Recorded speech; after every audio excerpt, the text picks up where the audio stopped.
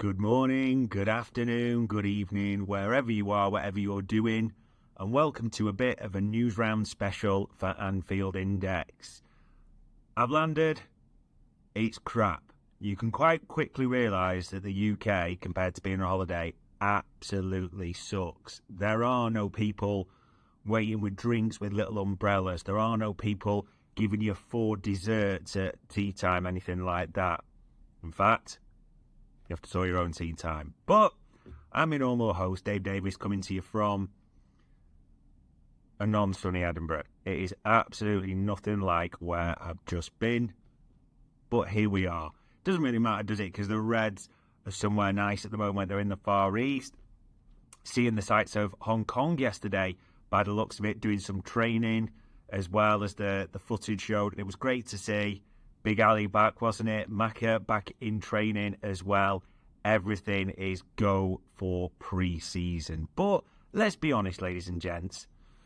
It's not just pre-season that's dominating everything at the moment. It's all transfers in and out. And I think we all knew this anyway, don't get me wrong. But there's still that line, isn't there, from Fabrizio Romano. David Ornstein mentioned it in his article and a few others, that even after Hugo Ekitike, Liverpool are not done. They are still very much alive, looking to do business in this transfer market. And very well they should, in all honesty, because there's plenty of ins and outs you'd think are still to happen. I mean, it's just another day. The ISAK thing rumbles. I mean, what was the latest thing from yesterday from the Newcastle journos? Very Coutinho-esque, wasn't it? He had a scan where nothing showed up, because that apparently explains the individual training, the rehab, recovery, whatever you want to call it, he was doing alone yesterday. Because I'm sure you've seen the photo, but there was that one where he was training alone, and apparently, and this was the phrase of one Newcastle journalist, just to be fair, said Liverpool fans into a meltdown. That was the word the Newcastle journalist chose to use, not me. Not sure it did really. I think, again, that's just going to rumble until something happens one way or another. But there's not really too many developments. Yesterday happened with ISAK. Aside from that, we'll see if anything comes today. What did happen was Hugo Ekitike landed, didn't he? Now, people said he was landing in Liverpool and did a bit of plane tracking. However, as most of your patch journals and different people reported, he landed in London. And that is where he's doing his medical before. And if it ties up today nicely on Wednesday the 23rd of July, it should be a case that does the medical, that's completed, announcements, pictures, all the various things, and then off he heads to the Far East to join up with the rest of the lads. And there's been some great footage, haven't there? I don't know if you've seen the picture. Hugo Ekitike in a Gerrard 28 shirt. I had that shirt as well, by the way. I actually had Riedler 9 back in the day, the yellow and red one. But Gerrard 28, the retro shirt. Nothing, little things like that just help to endear people, let's put it that way. So yeah, we're expecting announcements, news, whatever you want to call it, around Hugo Ekitike today. The Luis Diaz thing is boring the tits off me now, to be honest, a little bit. It's kind of a case of Bayern Munich just bid or go away a little bit now, because it's kind of rumbled on, hasn't it? Will they make the amount that's needed? And Pipe Sierra, full respect to him, but he was back yesterday saying Luis Diaz has requested to Liverpool that if they're not going to offer the renewal, and he's still on that line, Pipe, isn't it, that Luis Diaz was promised that. I don't think he was, but anyway, that they should accept the offer from Bayern Munich that is about to arrive. Now, this one has been about to arrive for, would you say, a week now, realistically? It does feel that way, and I've seen all sorts of nonsense that Luis Diaz wants to improve his conditions. Sorry, that's true. I'm sure Luis Diaz wants the money. I'm not doubting that. It's not being derogatory about the player at all. He wants to improve contracts. I get that. But all sorts of reports that his net salary is 2.5 million euros and, he's the 17th best paid player, was it, on the team? Like, he's looked at everyone's P60s yesterday. It's just an absolute load of boring nonsense. But just put up or shut up, really, isn't it, for Bayern? I'm sure it won't be. I'm sure it'll probably be the same thing that we're talking about or is rumbling on to tomorrow. But we will see what, if anything, Bayern will put on the table. In terms of Luis Diaz's potential replacement, if that transfer was to happen, yeah, Rodrigo just won't go away. There was quite a few stories that Xabi Alonso has spoken to all the Real Madrid squad, told them where they sit in the pecking order, how he sees it, where the minutes will come, and that Rodrigo has been informed that he will likely struggle to get minutes in this new setup, especially with Franco Mastantuono coming over from River Plate as well, who's also been playing right wing at times for them and the Argentinian international team. So shout out to Tom Robinson for that little bit of info at the same time as well.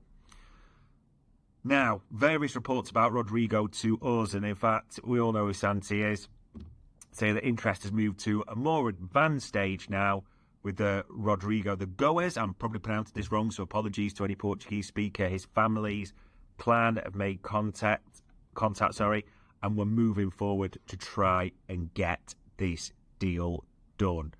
We will see if anything happens with this. I mean, if you look at the various reports, the suggestions are that it's €100 million.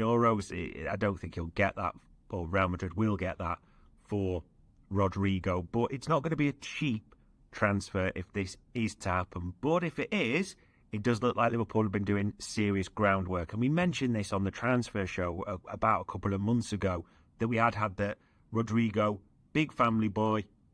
So Liverpool have been working that angle like they did with Florian Wirtz, doing the groundwork meticulously as they always do.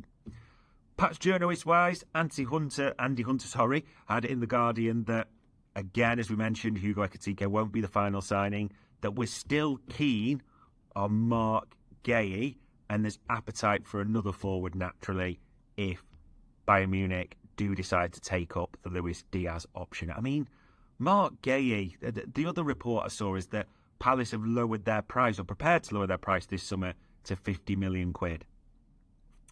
I just worry about this one, that it's just not going to get done, because Liverpool do like Mark Guéhi. Liverpool clearly want Mark Guéhi, but Liverpool want Mark Guéhi at a certain price, about the £40 million mark, especially as he has a year left to go on the deal, almost making it a similar fee to the Alex Oxlade-Chamberlain when he had a year left to go on his deal at Arsenal.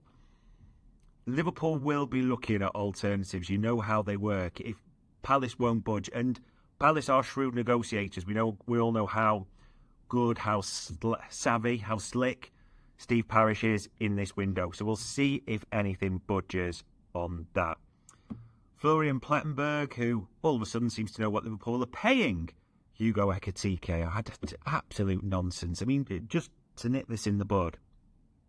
Bild, Florian Plettenberg apparently know what Liverpool, above the patch journos and things like that, what Liverpool are paying a huge king's ransom weekly to Hugo Ekitike.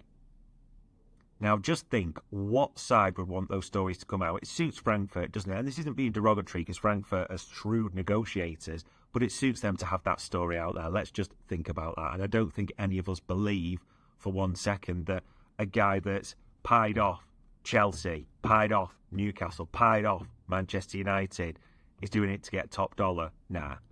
The boy has said, I want to play for Liverpool, like we all do. So there we go. In the meantime, Hugo Ekitike is liking posts, isn't he? About his transfer and his move. So that's absolutely brilliant. Now, an interesting one, Federico Chiesa. He's, again, not gone on the 29-man tour of the Far East, and the minor fitness issue, which we talked about yesterday. I think we've all got suspicions. Fabrizio Romano's gone hard to say it's not. It's because he wants to go. Various Italian clubs, as we mentioned yesterday, there's expectation, or potential, that a €12 million offer may come in from Atalanta, but there does seem to be a lot of interest in the boy from Turin, and that tune is a banger. We'll all be crying if he does depart, but let's just put that to the side for now, because friend of the show, someone we've had on before, Sasha Tavillari, posted yesterday that Liverpool remains on standby for Malik Fofana, the young Belgian winger at Lyon, who've obviously got their issues at the moment.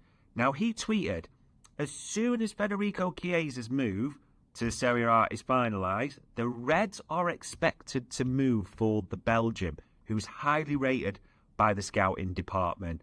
As he said in his tweet, as he revealed to ourselves at Anfield Index when me and him did the show on May the 24th.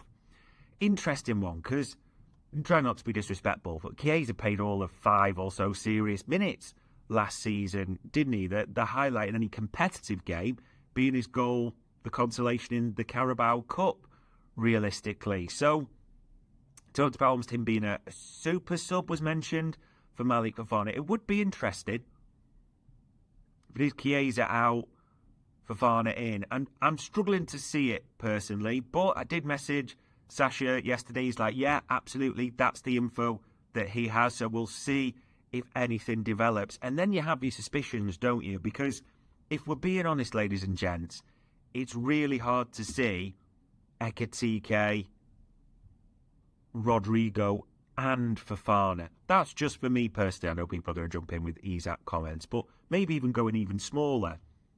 Fofana and Rodrigo. 2 for the left side with Gakpo.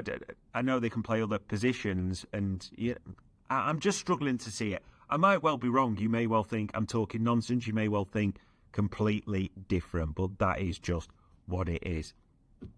In terms of build as well, I should say, and Christian Falk did mention that Liverpool and Bayern are optimistic, according to Christian Falk, there will be an agreement for Luis Diaz, and that the Bavarians are prepared to pay €75 million, which I think they'll have to up it even further to tempt Liverpool in that regard. I mean, the one thing that's interesting, people talk about, a different climate, a different change. Luis Diaz has never been a fan of the Merseyside rain, as we mentioned on the AI show before.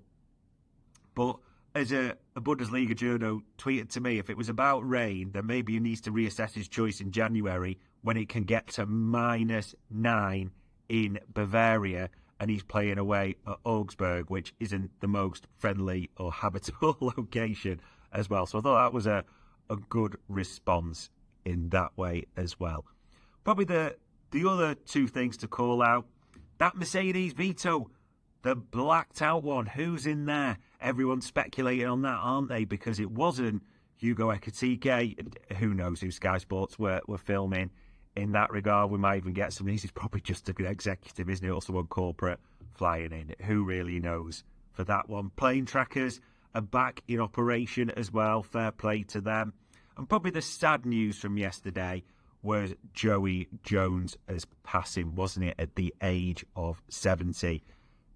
You know, everyone knows the famous banner about the frog's legs, but League Cup, European Cup, UEFA Cup winner with the Reds. Exactly, I just think it's a distinctive one I always remember as a fact of Joey Jones. Exactly 100 appearances for the Reds, a century up in the late 70s. So a lot of tributes, quite rightly, a lot of former teammates commenting and expressing their sadness. So yeah, RIP to Joey Jones as well.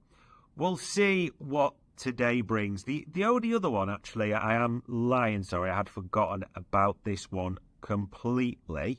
A few mentioned it before. He's been linked in the summer, a star of England's under-21 campaign, Charlie Cresswell, currently at Toulouse. Now, people, I get this, will be thinking, hold on, we just sold an England under-21 centre-back in Jarell Quansah, which didn't quite think he was going to make the grade. Okay. An interesting one, though, for Charlie Cresswell, because, as I'm looking at it here, a 70% or over 70% aerial duel success. 22 years old at Toulouse, formerly at Millwall. Did very well, was Quansah's partner, wasn't he, in the Euro under-21s. Could he be coming back to England, could we, by? Again, it's one that I'm not really sure it's a Kwanzaa upgrade or what we're wanting. I still do believe that it is Mark Gay they're trying to do, but just want to keep an eye on because there's a few reports about that move as well, so we'll see if anything develops. But there we go, ladies and gents. Wednesday, the 23rd of July, 1,001 things going on for the Reds. I'm sure we'll see more footage in the Far East. I'm sure we'll hear more stories about Alexander Isak. We may, probably not, hear something about Bayern Munich move or bid for Luis Diaz, Fofana, Rodrigo, Gueye, Cresswell. Others, we'll have to see what develops. But on Wednesday, the 23rd of July, that was another news round for Anfield Index.